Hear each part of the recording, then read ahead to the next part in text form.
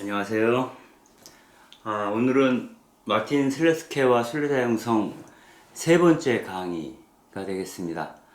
주제는 듣는 마음에 기초한 특별한 영감에 대한 겁니다. 영감이라고 하는 것은 설명할 수 없지만 어떤 근원적인 신과 내가 있다 있음을 느끼는 가운데 어떠한 일들이 진행되고 있음을 아는 것이죠. 그래서 때로는 내가 무슨 일을 하고서도 그 일이 내 힘만으로 이루어진 것이 아니다라고 하는 깨달음, 이런 것들을 느낄 때가 있습니다. 아마 그것을 영감을 받았다, 영감으로부터 비롯되었다 라고 표현하게 되는 것이죠. 그런데 특별히 마틴 슐레스케는 바이올린과 순례자라고 하는 이 책에서 특별히 영감이라고 하는 이 주제에 집중하고 있습니다. 그래서 이 전체 책의 한 거의 3분의 1 정도를 그만한 지면을 영감이라는 이 주제에 할애를 하고 있습니다. 그래서 이번 한 차례의 강의로 그 이야기를 다 전달할 수가 없습니다. 그래서 1부, 2부, 3부로 나눠서 이 슐레스가 생각했던 영감이라고 하는 것이 과연 우리의 수행 과정에서 어떤 의미를 갖는지 살펴보도록 하겠습니다. 이야기를 시작하기 앞서서 음악을 하나 들을 건데요. 이것은 바이올린이나 첼로와 같은 현악기를 연주하는 음악은 아닙니다. 이른바 영화 음악이죠. 만추라고 하는 아주 깊은 가을이라고 하는 뜻을 가진 이 영화에서 서로 닿을 수 없는 관계에 놓인 두 남녀가 서로 사랑한다 라는 말을 건넬 수는 없지만 속 깊은 곳에서 서로 닿아 있음을 느끼는, 아마 그런 것들을 묵상할 수 있는 그런 영화일 수도 있겠어요. 여기서 김필이라고 하는 가수가 다시 사랑한다면 이라는 OST를 불렀는데요. 그 음악을 영상과 함께 듣도록 하겠습니다. 영어로 If we love again, 우리가 다시 사랑한다면. 뭔가 좀 더 따뜻한 사랑을 하고 싶다고 하는 갈망이 담겨 있죠. 그 갈망이 담겨 있다는 것은 이들의 현실적인 사랑은 그렇게 따뜻하지만은 않은 좀 안타까운 사랑이다라고 하는 것을 짐작할 수 있게 됩니다. 그러면 이 음악을 한번 같이 들어보시죠.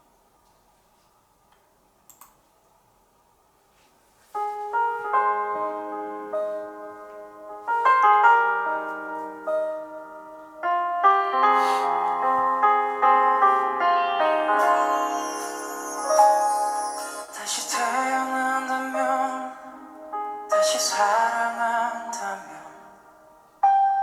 그때는 우리 이러지 말아요. 조금 덜 만나고 조금 덜 기대하며 많은 약속 안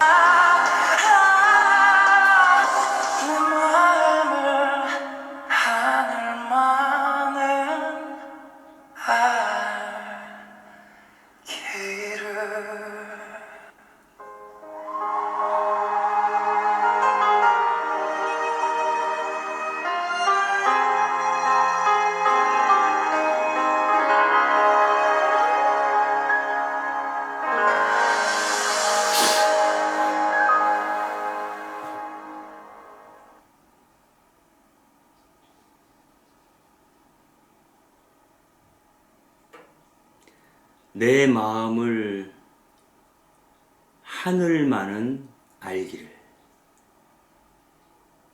내 마음을 하늘만은 알기를, 내 마음을 하늘만을 알아주기를, 알고 있기를.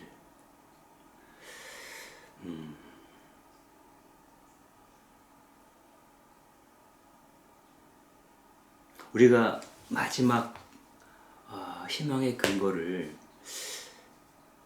하늘, 그분에게 두고 있는 것은 아닌가, 둬야 하는 것은 아닌가, 둘 수밖에 없는 것은 아닌가 하는 생각을 잠깐 해봅니다.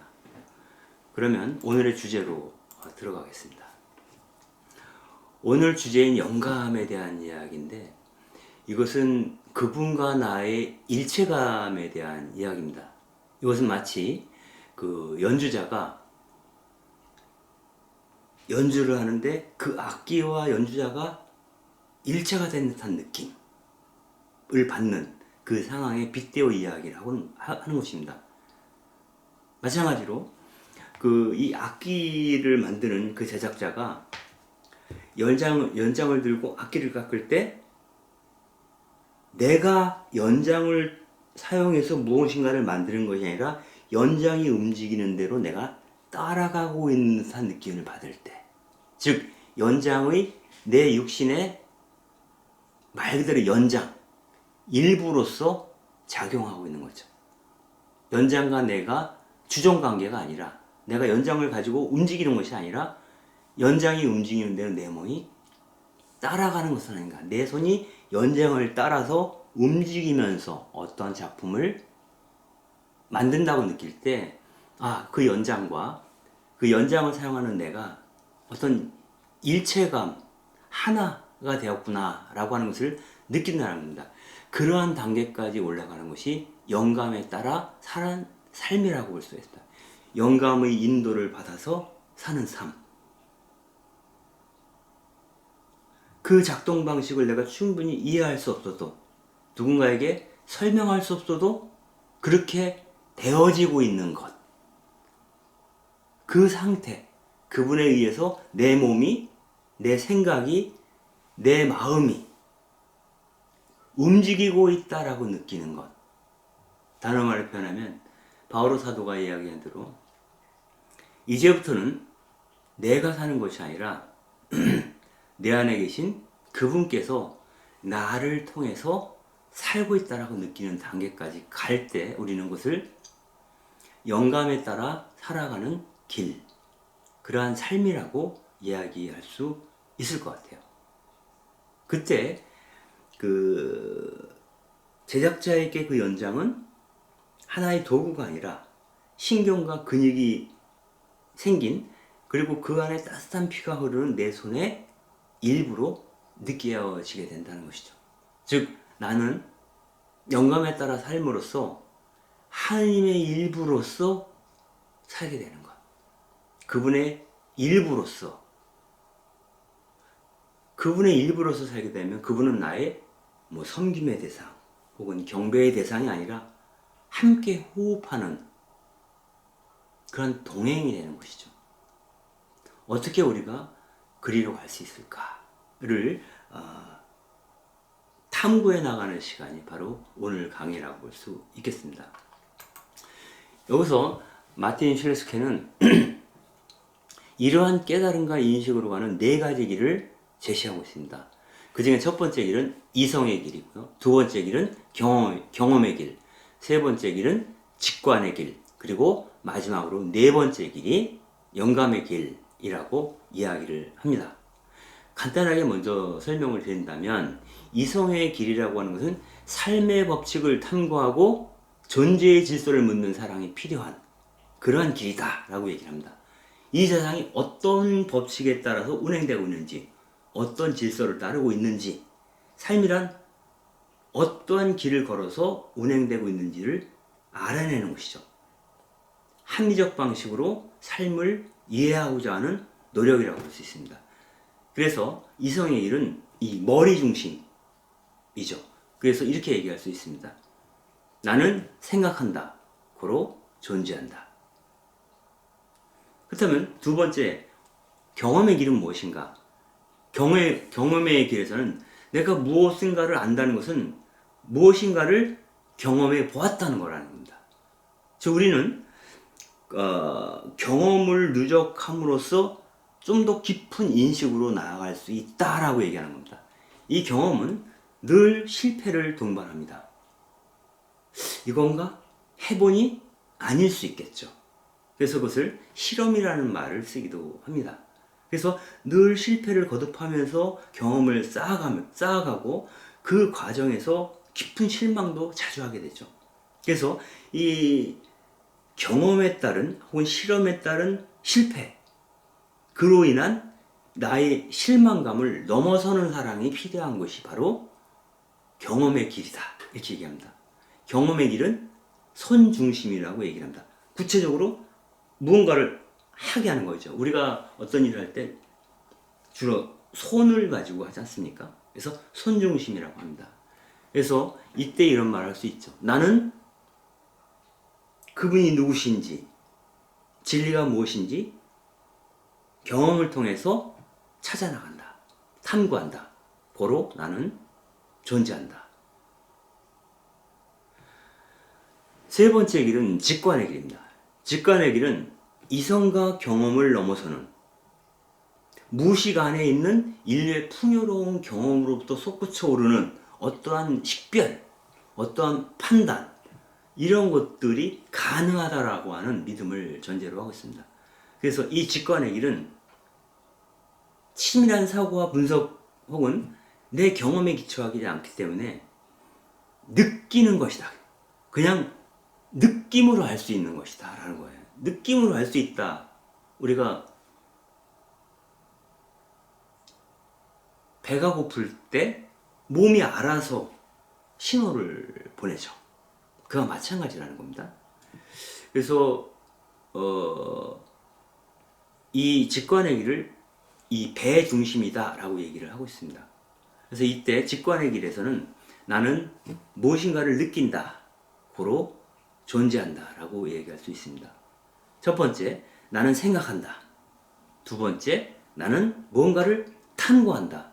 실패에도 불구하고.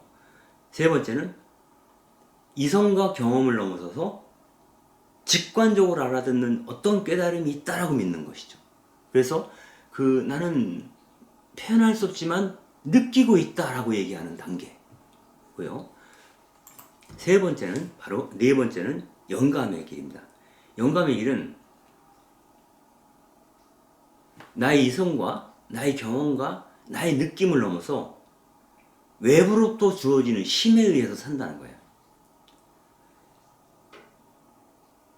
이성과 경험과 감성이라는 것은 내 안에서 솟구쳐 오르는 것이죠. 그러나 영감은 외부로부터 오는 어떤 힘, 즉 은총에 따르는 길이다 라고 얘기를 합니다.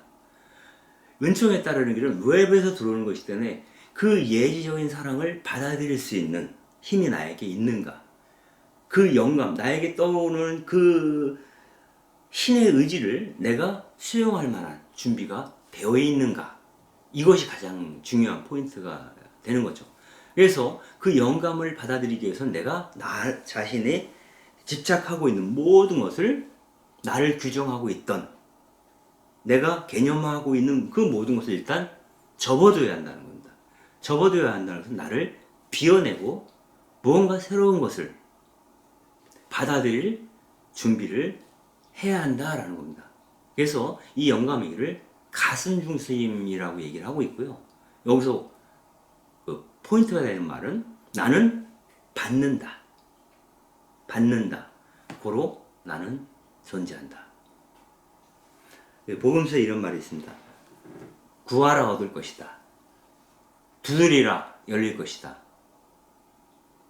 받을 준비가 되는 자는 구하고 두드리죠. 내 준비가 되어 있어요. 난 받아들일 수 있습니다 라고 얘기할 때 그분이 내 안으로 진입해 들어오심으로써 그분이 내 안에서 살기 시작한다는 것입니다. 이때 이런 질문을 하게 되는 건데요.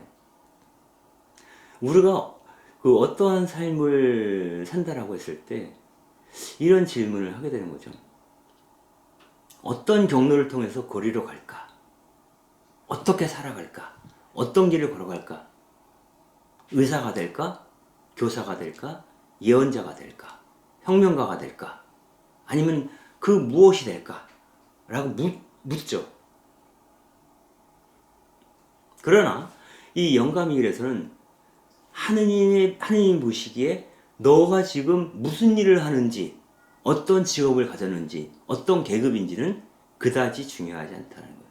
중요한 것은 네 마음이 놓여 있는 것, 즉 그 사람 안에 있는 보물, 내가 보물이라고 느끼는 그것이 무엇인지를 묻는다는 겁니다. 즉 너희 보물이 있는 곳에 너희 마음도 있다라는 이야기를 합니다. 즉 우리는 무엇을 사랑하는가, 무엇에 마음을 두고 있는가, 무엇에 사로잡혀 있는가가 중요하다는 거죠. 만약 하느님에 대한 깊은 사랑으로 이끌리고 싶다라고 마음먹는다면, 그분으로부터 비롯된 모든 것을 사랑할 준비가 되어 있다고 우리가 고백할 수 있다면, 그러한 사람이라면 그가 어떤 길을 걷든지 어떤 일을 하든지 그 모든 것이 하느님 안에서 흐뭇한 일이 될 것 같아요. 그래서 영감의 길에서는 무엇을 할 것인가가 아니라 무엇에 네 마음을 두고 있는가라고 묻는 단계입니다. 사랑이라고 하는 것은 결국 하느님을 사랑한다?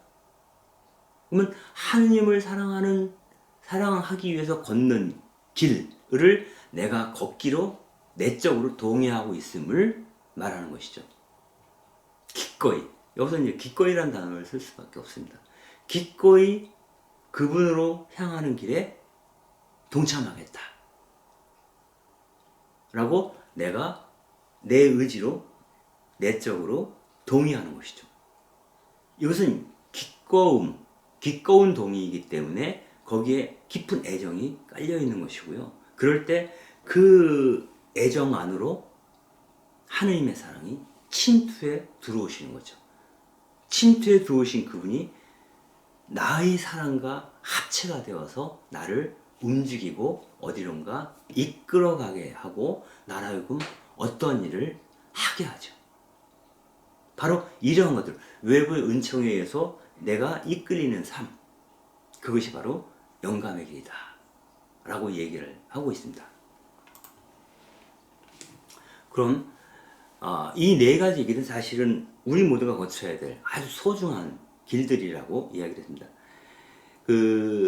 먼저 좀 더 자세히 살펴보면, 먼저 이성의 길이라고 한다면, 이성의 길은 무엇이 진실인지 시시비비를 가릴 수 있는 능력이죠. 저건 옳은 일이야, 저것은 아주 도덕적인 일이야, 그분께서 바라시는 일일 거야, 이런 일은 그분께서 혐오하시는 일은 아닐까? 이런 것들을 식별하는 겁니다. 이 식별하기 위해서는 복음서도, 성경도 열심히 읽어야 하고요, 신학도 공부를 해야 되고요, 그리고 어떤 인간 이성이 허락하는 어떤 그런 합리적 이성을 작동시키기도 해야 돼요. 내 이런 판단이 적절한 것인가에 대한 인간적인 판단이 필요하죠. 슐레스케 같은 경우에는 마이스터가 되기 위해서 도제 생활을 거치죠. 도제 생활을 거치면서 마이스터가 되기 전에 물리학을 전공했다 그래요. 즉 자기가 하고자 하는 그 일, 악기를 제작하는 일이라는 게 어떤 몸체를 가진 악기가 어떤 진동함으로써 인간에게 특별한 어떤 파동을 전해주는 그런 악기를 제작하는 건 아닙니까? 그 때문에 그것에 대한 물리학적인 법칙, 음향 법칙을 공부하고 싶었던 것 같아요. 그래서 이분이 물리학을 공부할 때 바이올린의 진동 형태에 관한 논문을 졸업 논문으로 썼다라고 얘기를 합니다.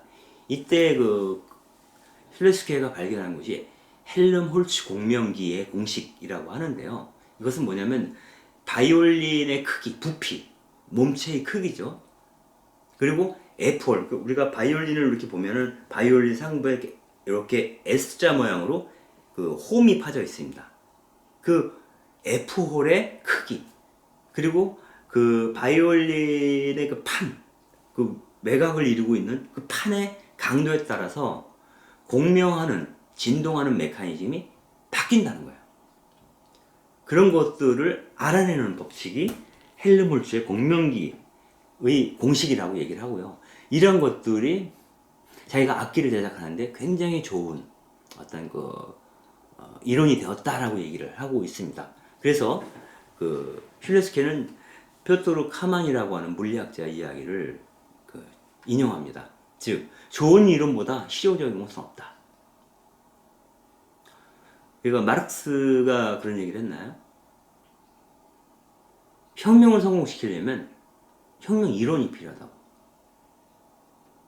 그러니까 제대로 된 실천을 위해서는 그 실천만큼이나 정확한 이론이 요구된다라고 얘기합니다.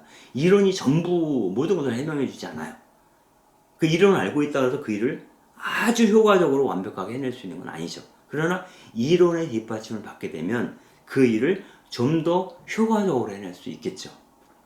그런 의미에서 좋은 이론이란 아주 실용적인 것이다 라고 카만이라는 물리학자는 이야기를 하고 있습니다. 그 이론을 통해서 우리는 시행착오를 좀 줄여줄 수 있다라고 하는 겁니다.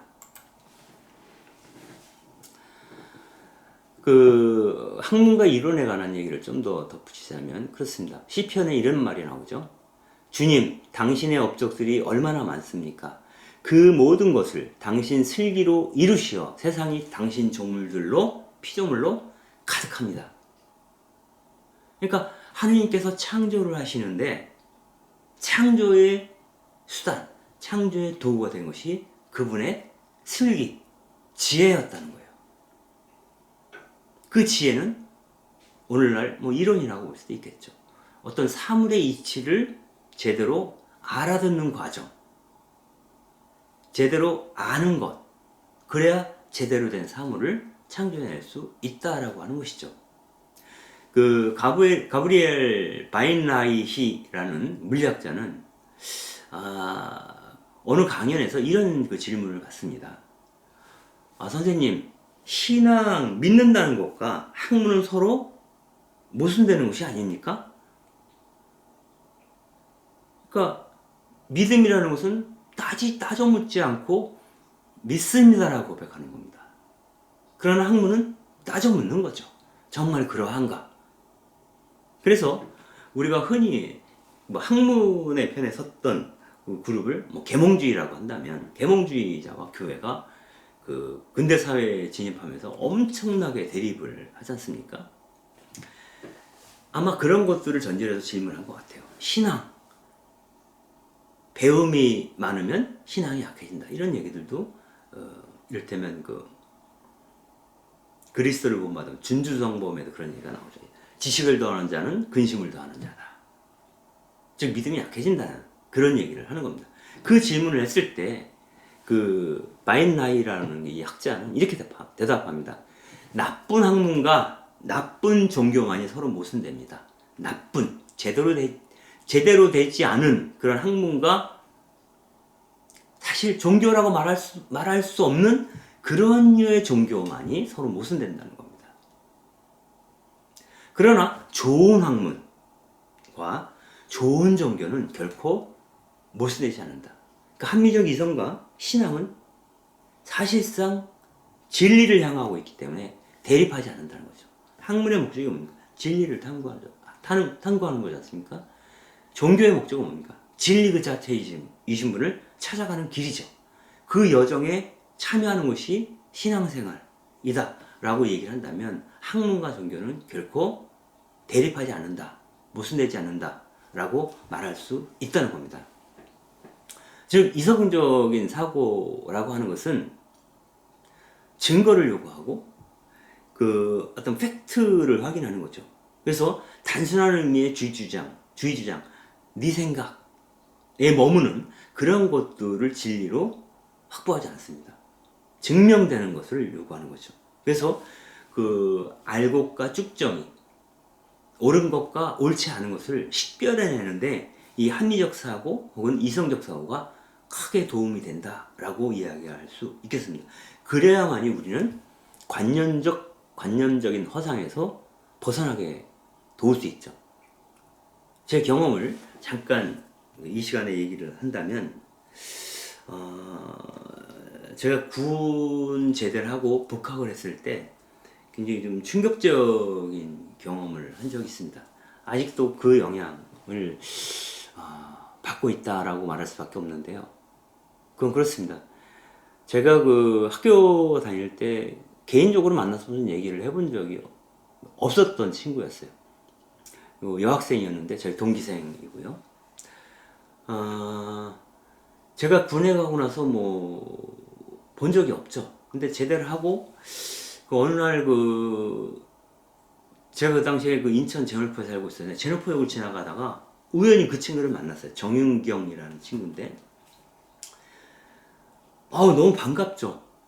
그 학교 다닐 때는 서로 뭐 이렇게 별로 친하지도 않았지만 그 객지에서 만나니까 굉장히 반가웠어요. 그래가지고 둘이 이제 조그마한 카페에 가서 이야기를 나누게 됐는데 당연히 그런 얘기를 하는 거죠. 저는 이제 대학에 복학한 상태였고 아마 그 친구는 당시에 학교 다니다 그만두고 그 주한공단, 인천 주한에 그 공단지대가 있습니다. 그 공단에 그 위장 취업, 그러니까 노동운동을 하기 위해서 위장 취업을 한 상태였던 것 같아요. 그래가지고 그 친구가 저한테 묻더군요. 졸업하면 어떻게 할 생각이냐, 어떻게 살 생각이냐, 뭘 할 생각이냐 이렇게 물어보더라고요. 그래서 제가 그때는 예수회를 들어가든 교구 신학교를 가든 사제가 될 생각이다 라고 얘기를 했어요. 그랬더니 이 친구가 그러지 않았으면 좋겠다라고 얘기를 해요. 그 이유는 종교는 관념론이라는 겁니다. 그 당시의 운동권은 이제 일종의 유물론적인 사고를 하고 있었죠. 그래서 종교는 관념론이라는 거예요. 이런 그 허구적인 세계관을 갖고 있는 것인데, 이건 계몽주의자들의 어떤 각성으로부터 비롯된 그 결론이기도 하죠. 종교는 관념론이다. 그리고 민중의 이해와 상충한다. 라고 하는 관점이죠. 그렇기 때문에 그 관념론에 네가 몸을 바치는 거에 대해서 자기는 참 받아들이기 어렵다라고 얘기를 하더라고요. 그래서 제가 그때 열심히 공부하던 분야가 해방신학이었죠. 그래서 카톨릭에는 해방신학이 있고 무슨 실천적인 신학이다. 그래서 그 정론보다는 정해, 즉 옥소독시보다는 옥소프라섹스, 즉 그 실천을 강조하는 신학이고 어떤 신앙의 힘으로 이 세상을 바꿀 수 있다. 신앙은, 종교는 단순한 관념론이 아니다라는 관점에 대해서 계속 설득을 했어요. 근데 설득이 되지 않더라고요. 결국 그 친구대로 얘기하고 나는 나대로 얘기하다가 헤어졌어요. 그러고서 일주일 후에 다른 친구한테서 저한테 전화가 왔습니다. 일주일 전에 제일포역전 앞에서 만났던 그 친구가 죽었다는 거예요. 왜? 저를 만나고 나서 며칠 있다가 자취방을 옮겼단 말이에요. 근데 자취방을 옮겼을 때 그때 한겨울이었거든요. 연탄불을 지펴놓고서 이제 첫날 잠이 들었는데 연탄가스가 샜단 말이에요. 그래서 연탄가스 중독으로 사망을 했습니다. 그때 굉장히 충격적이었어요. 뭐 다른 이야기도 많지만 그때 그런 생각을 했어요. 그러면 종교가 관념론이 아니라고 하는 것을 이 친구한테 영영 해명할 기회가 없겠구나. 그 친구에게 종교가 관념론이 아니라고 하는 해명은 말로 되는 게 아니라는 거예요. 날은 서로 논쟁을 했었잖아요. 안 돼요. 내 몸으로, 내 삶으로 종교가 관념이 아니라고 하는 것을 그 친구에게 보여주고 싶었던 것 같아요. 근데 그 길이 영영 불가능해졌다라고 하는 절망감? 아마 그런 게 있었던 것 같아요. 아마 그래서 제가 졸업하고 지금까지 그 문제에 대해서 늘 마음에 담아두고 살게 되었는지도 모르겠어요. 아마 그것이 어찌면 그 무신론자였던 그 친구의 어떤 그 이야기 때문에 제가 관념론자이기를 거부하게 되었는지도 모르겠어요.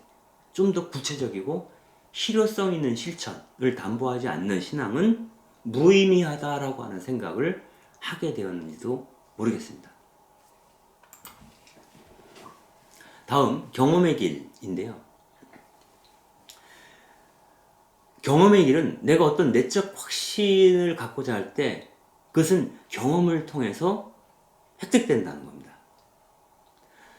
이 세계에는 우리가 아직 이해하지 못하는 현상들이 많이 있죠. 그것은 나 밖에 있는 세계도 마찬가지고 내 안에 있는 심리적인 상태, 이 심리 구조 자체도 우리가 이해할 수 없는 미지의 영역들이 많이 있죠. 이런 것들을 우리가 알아나가는 과정은 실험을 통해서 하는 거죠.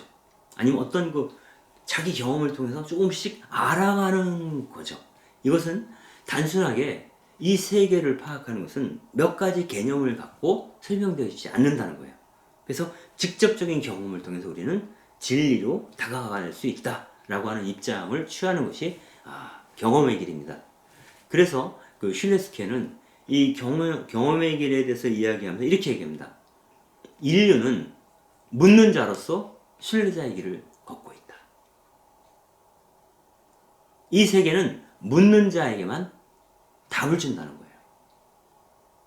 그래서 우리가 이것이 과연 무엇인가라고 질문을 하고 그것을 확증하기 위해서 실험을 하게 되죠. 혹은 어떤 경험을 하게 되죠. 최근에 제가 홈리스 행동에서 하고 있는 노숙인, 즉 홈리스 야학에서 보조교사로 일을 하고 있는데요.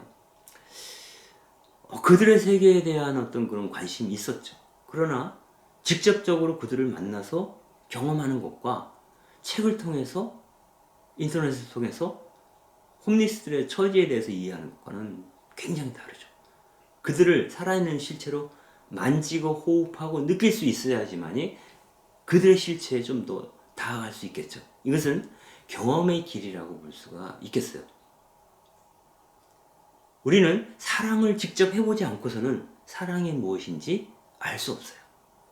사랑을 하는 직접적인 사랑이라고 하는 경험을 통해서 우리는 사랑이라는 게 이런 거겠구나라고 짐작할 수 있죠. 처음엔 짐작이지만 그 사랑이 거듭될수록 그 사랑의 실체에 좀 더 가까이 다가갈 수 있을 것이다. 그것은 개념으로 파악되는 게 아니라고 하는 것입니다. 그래서 슐레스케는 그렇게 얘기를 합니다. 우리는 이 세계라는 책을 지금 계속 읽어나가고 있다. 인생이라고 하는 것은, 살아간다고 하는 것은 이 세계라고 하는 책을 읽는 과정이라는 거예요. 이 세계라는 책을 읽는 과정은 이 세계를 창조하신 분을 알아가는 과정이기도 하다라고 슐레스케는 이야기하고 싶었던 것 같아요.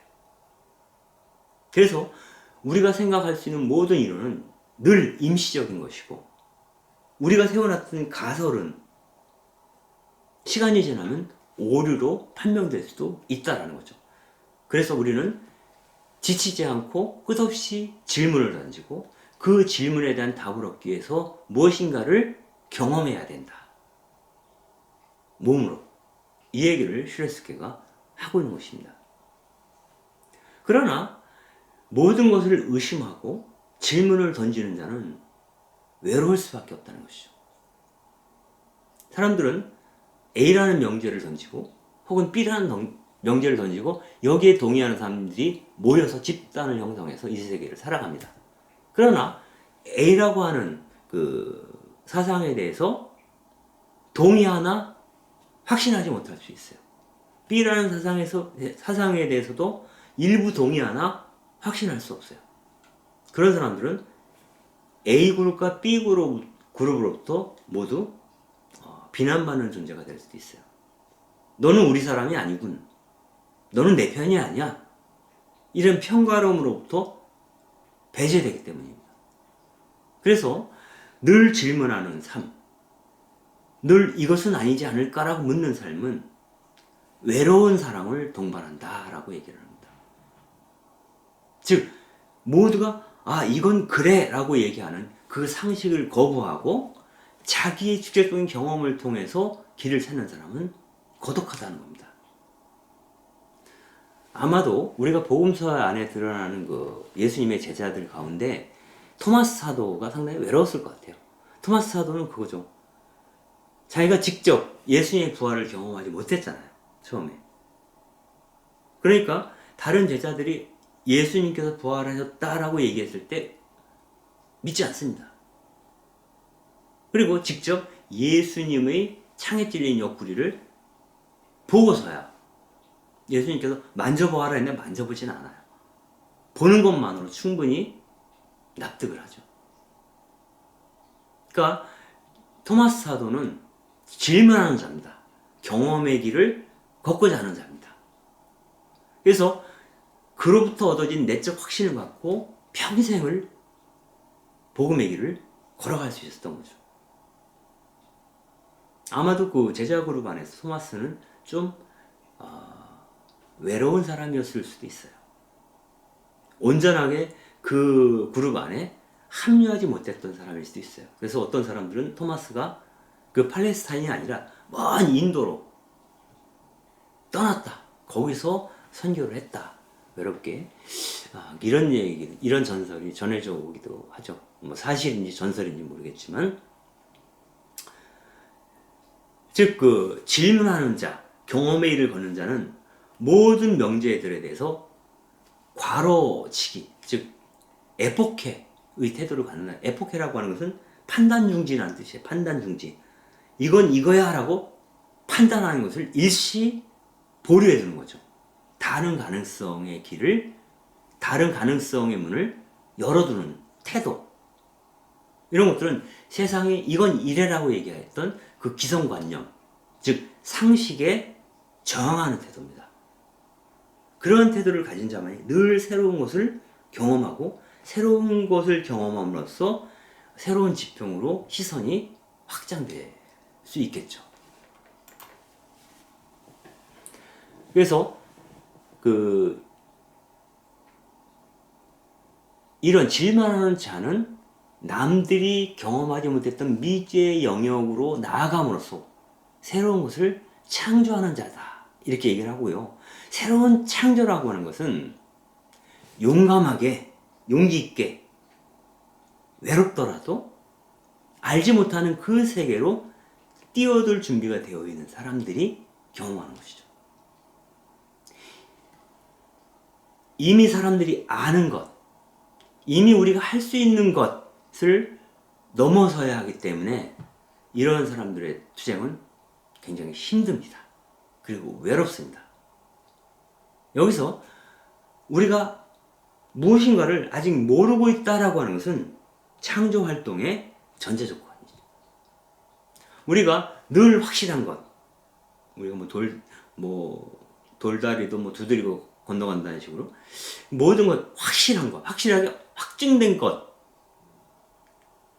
상식적으로 모두가 납득하고 있는 것, 그런 것들만 반복적으로 행한다면 우리가 그 복음서를 해석하는 것도 마찬가지예요. 뭐 신부님들이 강론을 할 때도 마찬가지고, 이 비유는 뭐 이런 내용이야. 이러한 것을 이렇게 설명하고 있는 거야.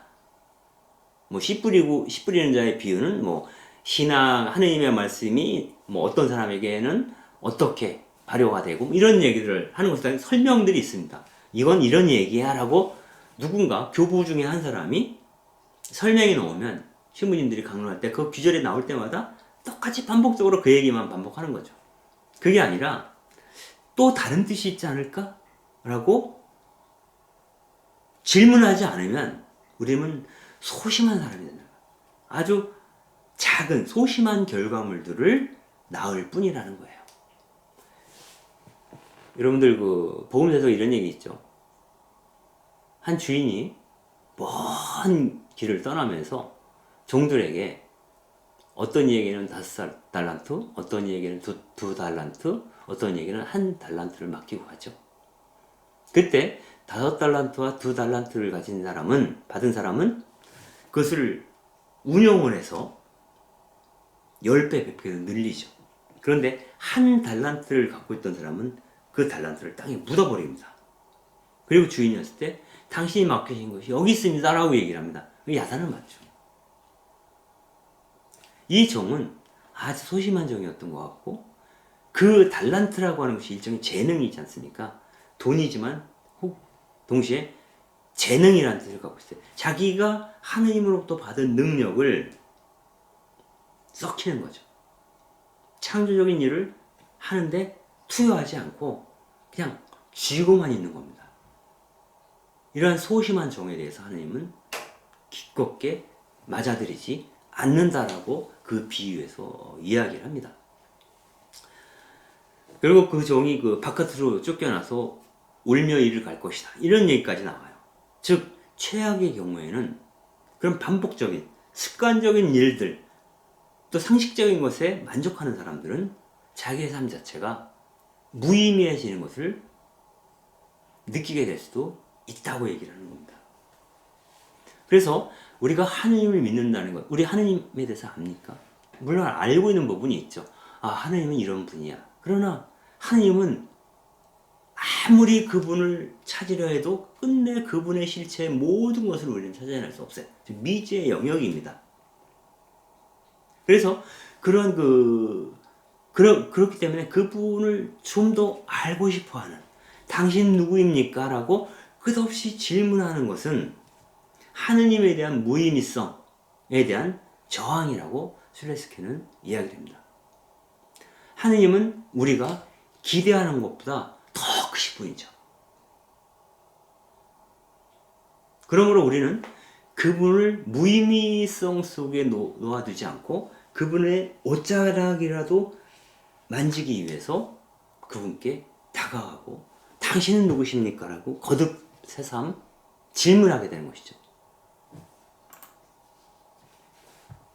그래서 우리는 그 질문에 대해서 답이 없을 수도 있어요. 그럴 때마다 실망을 하죠. 그러나 그 실망에도 굴하지 않고 나의 질문을 계속해야 된다. 그것이 계속해야 된다는 거죠. 슐레스케 같은 경우에는 그 책에서 그렇게 얘기를 합니다.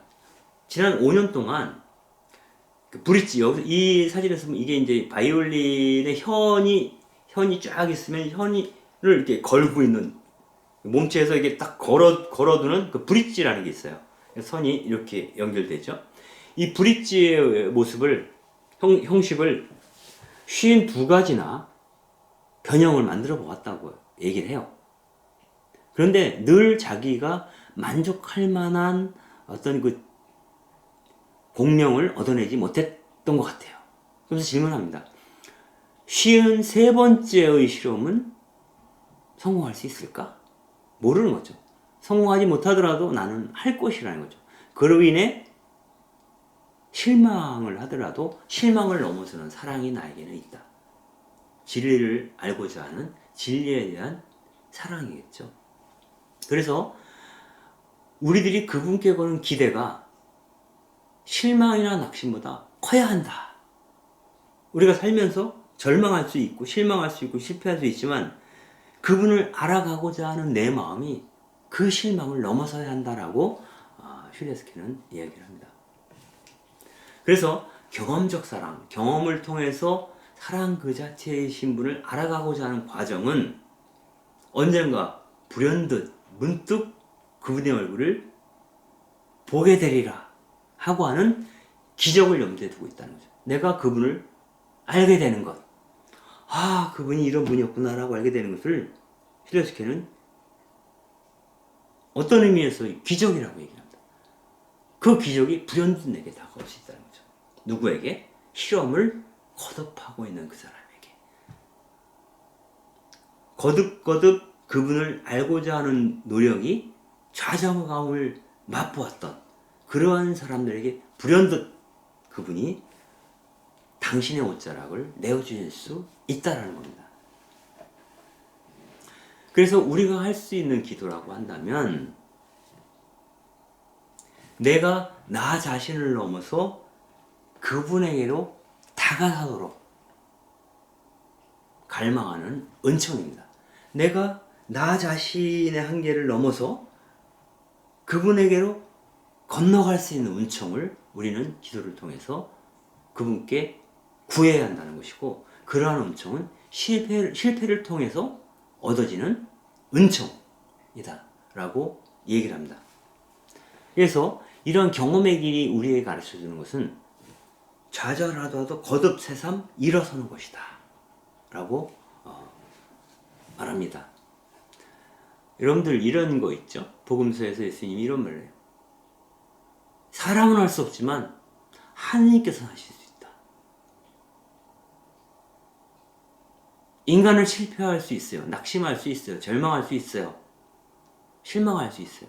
하지만 그것을 거듭새삼 계속 그분께로 향한 마음을 놓치지 않고 가는 사람에게는 불현듯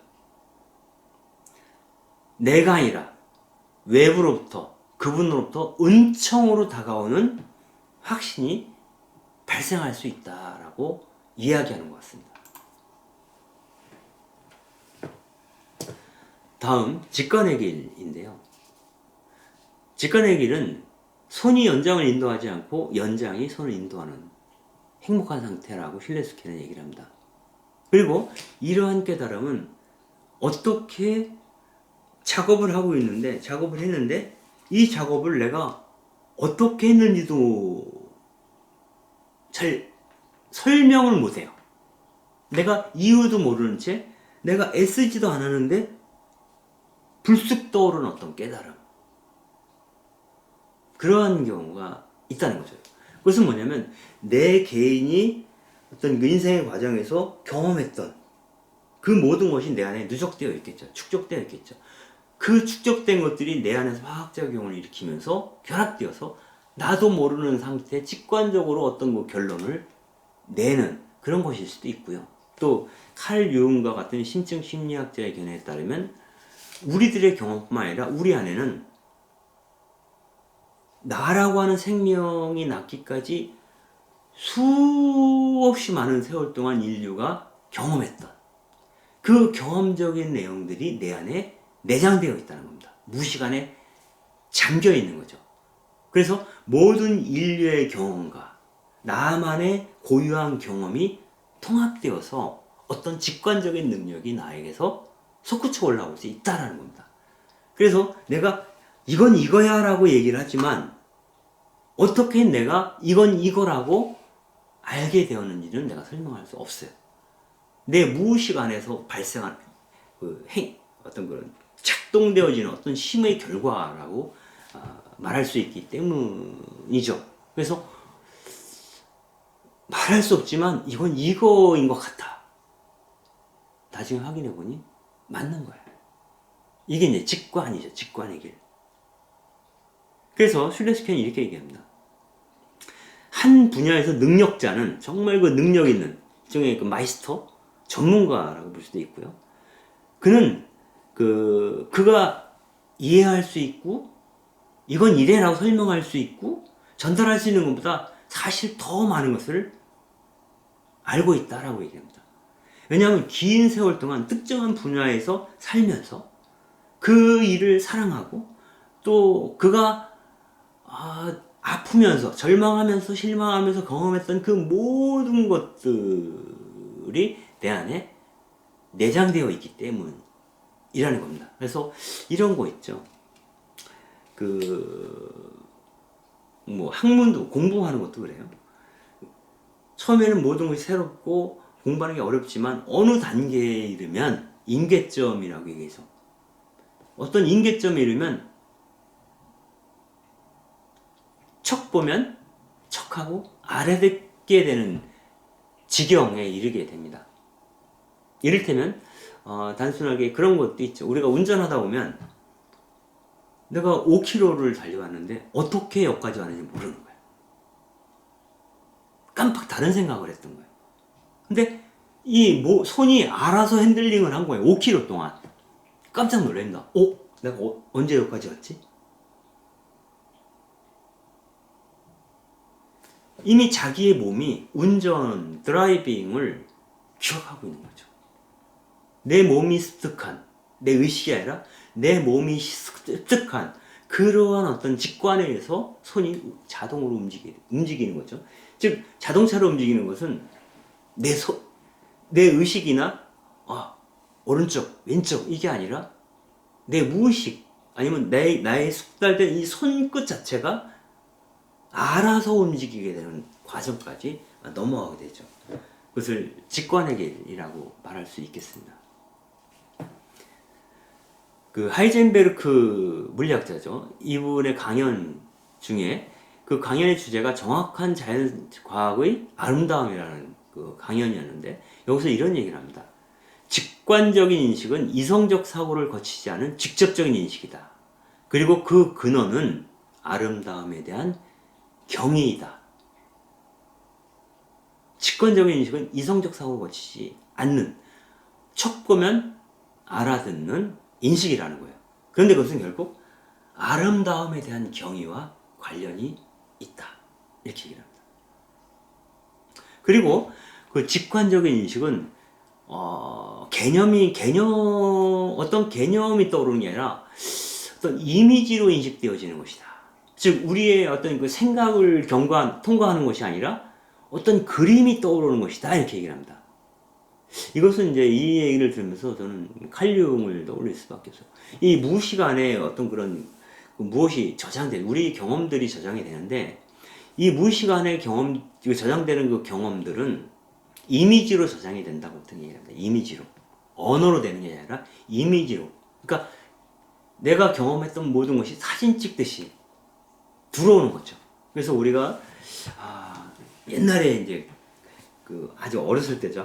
그 소시적에 물놀이를 친구들하고 갔을 때 제가 물에 한번 빠질 뻔한 적이 있어요.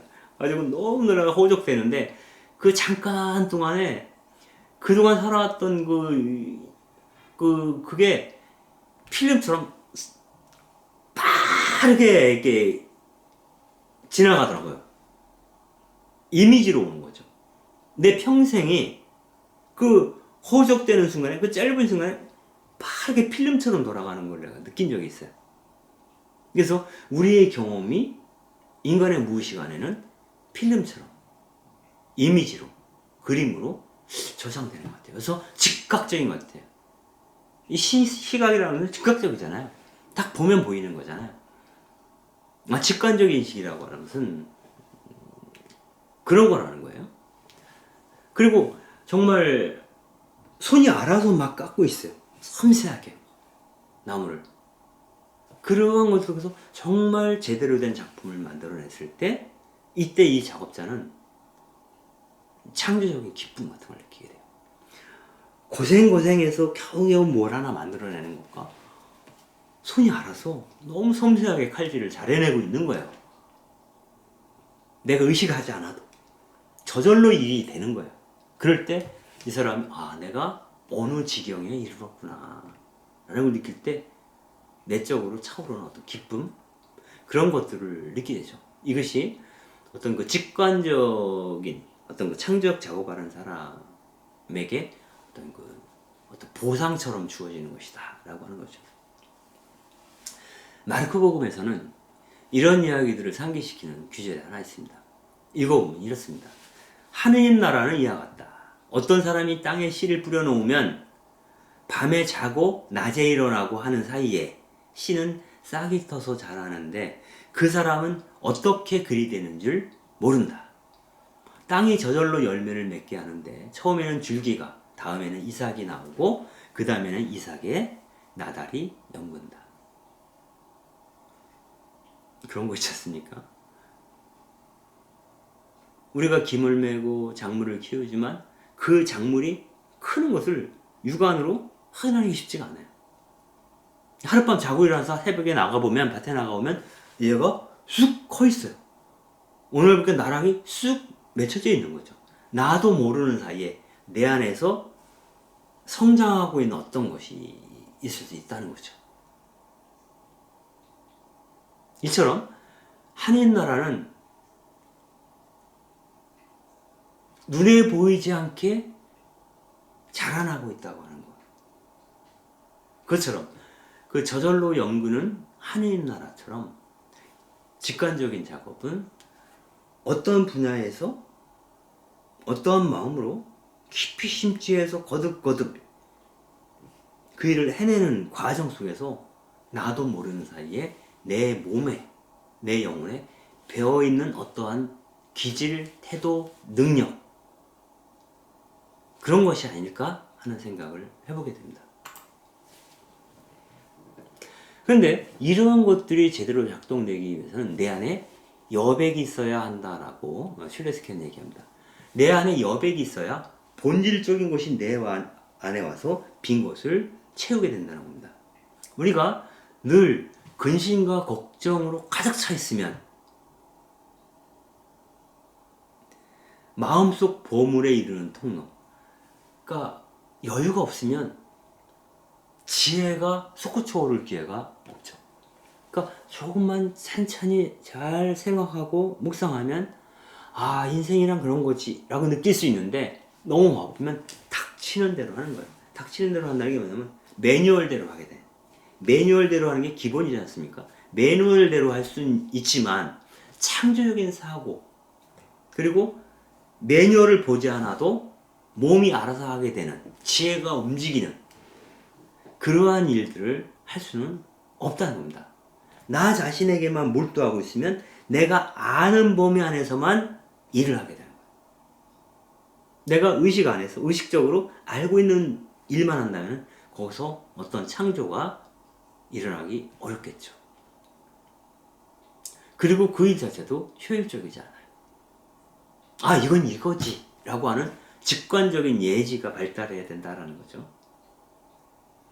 그래서 걱정이나 두려움은 우리가 확신하는 곳으로 길을 안내하지만 이건 이래라고 하는 확인된 그 길로 안내하지만 거기서 새로움이 일어나지는 않는다. 즉 창조적인 일이 발생하지는 않는다라고 슐레스케는 얘기를 합니다. 그래서 직관은 우리의 삶을 신뢰의 학교로 인도한다.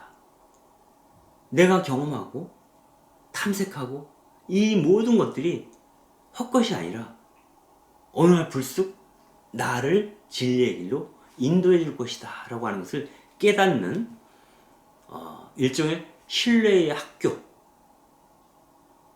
신뢰의 학교로 들어가도록 나의 직관이 인도한다 라고 얘기를 합니다. 슐레스케가 이런 얘기를 합니다. 너는 인도받고 있다. 현존하는 지혜가, 유의적이고 탐구적인 지혜가 너를 감싸고 있다. 거룩한 힘이 네가 보내는 신뢰에 응답하고 있다. 그러니 지혜가 너의 믿음을 발견할 수 있도록 하라. 근심 걱정을 거두고 네 안에 있는 지혜를 신뢰하라. 내 안에 내가 경험한 것도 있지만 이미 내 안을 차지하고 계시는, 내 안에 머무시는 그분도 계시죠. 바로 내 경험과 그분께 대한 깊은 신뢰가 있다면 그분이 나를 움직이게 되고 내 몸이 내 의식을 움직이게 된다는 거죠. 그럼으로써 직관적인 예지 능력이 생긴다라고 얘기를 합니다. 그리고 직관적 예지, 직관의 길과 관련해서 이런 얘기도 하죠. 거룩한 무지라는 건데요. 우리가 지식을 바탕으로 아는 것, 의식적으로 아는 것을 바탕으로 할 수 있는 일, 결정할 수 있는 일은 아주 작다라는 겁니다. 일테면 그런 게 있습니다. 제가 예전에 무주에서 이동에서 살 때 그때 공부한 분야가 표현예술 심리치료였죠. 그때 보면은 물론 공부를 합니다. 심리학 공부도 하고 뭐 미술 작업과 관련된 공부도 하고 여러 가지 공부를 하는데 거기서 나오는 그 심리학적인 그 소양, 그 공부 지식 이런 것들이 실질적으로 그 클라이언트 내담자와 상담을 하는 과정에서는 도움이 돼요. 도움이 되지만 그 이론만으로 설명할 수 없는 게 너무 많아요. 그런 것들은 그 직관적으로 탁 보면 또 몇 마디 들어오면 아, 이분이 이런 게 아닐까? 라고 파악되는 것이 있어요. 이것은 파악된다라고 표현을 할 수 있는데 분석된다라고 표현하기 좀 어려워요. 이론의 잣대를 갖고 잴 수 없는 어떤 영역들이 심리적인 차원에서는 있어요. 그래서 그 아주 훌륭한 상담가는 이론이 필요하지만 이론에 머물면 다 실패합니다. 왜냐하면 인간은 아주 영묘한 존재죠.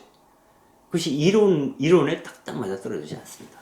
그래서 이론에 근거해서 설명하고 있지만 사실은 이론을 넘어서는 직관을 요구를 합니다.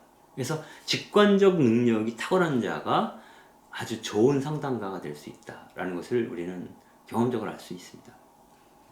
장자가 이런 얘기를 하죠. 그대는 날개 달린 피조물들을 알고 있다. 새가 되겠죠. 그러나 날개 없이도 어떻게 날 수 있는지는 우리는 아직 알지 못한다. 그대는 지식을 갖추고 있는 지혜로운 사람을 안다.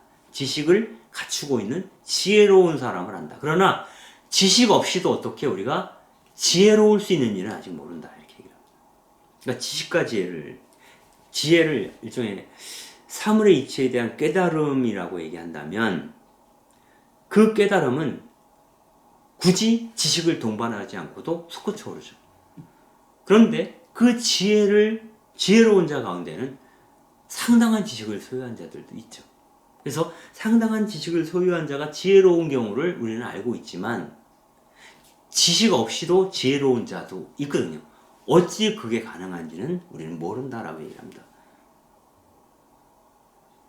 우리가 시골에 오랫동안 농사를 지었던 할아버지 할머니들 보면 학벌이라는 게 없죠. 그렇지만 굉장히 농사 짓는 데는 사물의 이치를 꿰뚫고 있죠. 아주 지혜로우신 분들이죠. 그 지혜는 그분의 어떤 경험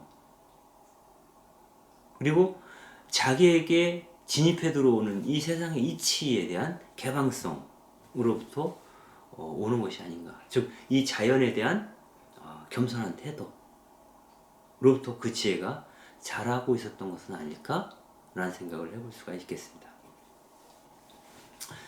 그리고 이런 경험도 슐레스켄 얘기를 합니다. 그 악기 제작을 의뢰했던 그 음악가들의 요구 수준이 아주 높을 때, 아주 까다로운 음악가를 만났을 때, 그가 요구했던 그 악기를 만드는 작업은 엄청나게 부담스럽고 나를 힘들게 한다는 거예요. 그런데 그 힘겨움이 오히려 나를 자극해서 내가 생각지 못했던 놀라운 작품을 만들도록 이끈다라고 얘기를 합니다. 그때 내가 이걸 이 사람이 요구하는 대로 이 정도 수준의 악기를 만들 수 있을까? 불안하죠. 그래서 누군가 기대의 언덕이 필요해요. 그래서 우리는 이 슐레스케는 기도를 하게 된다는 거죠. 주님, 내가 정말 저분이 원하는 대로 그런 악기를 만들 수 있을까요? 그리 될 수 있으면 얼마나 좋겠나요? 하고 그분께 이야기를 건넬 수 있게 되죠. 그래서 내가 일하는 그 작업대가 단순하게 악기라고 하는 상품을 만드는 것이 아니라 기도하는 자리가 될 수도 있다. 그래서 그 어려운 작업을 할 때 그것이 나의 직관력, 이론이 감당하지 못할 만큼의 어떤 그 기발한 어떤 그 나의 직관을 자극함으로써 놀라운 작품을 만들게도 한다. 그래서 이러한